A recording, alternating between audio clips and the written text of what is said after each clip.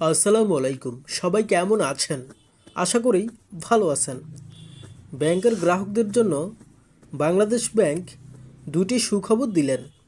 প্রথম সুখবর হচ্ছে, আওয়ামী লীগ আমলে ব্যাপক অনিয়মের কারণে তারল্য সংকটে ভুগতে থাকা বেসরকারি 4 bank national bank, Exim bank, social ইসলামী ব্যাংক এবং ফার্স্ট সিকিউরিটি ইসলামী ব্যাংককে তারল্য সহায়তা দেবে বাংলাদেশ ব্যাংক।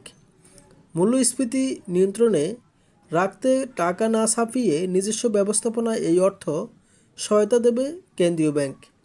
বাংলাদেশ ব্যাংকের কর্মকর্তারা জানান, এই 4 ব্যাংক অর্থ সংকট কাটিয়ে ঘুরে দাঁড়াতে বাংলাদেশ ব্যাংকের কাছে প্রায় 25,000 কোটি টাকার তহবিল সহায়তা চেয়েছে। এর মধ্যে কেন্দ্রীয় ব্যাংক থেকে 15 থেকে 18,000 কোটি টাকা সহায়তা দেওয়া হতে পারে বলে মনে করছেন তারা। দ্বিতীয় সুখবর হচ্ছে, নতুন করে 265 কোটি টাকা তারল্য সুবিধা পেল 3 ব্যাংক।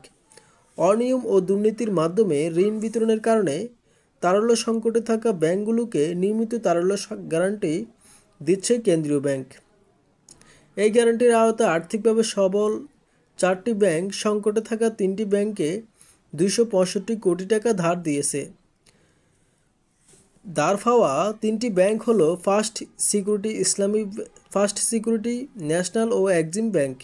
অপরদিকে এসব ব্যাংকগুলোকে ধার দিয়েছে Dutch Bangla bank, the city bank, eastern bank PLC.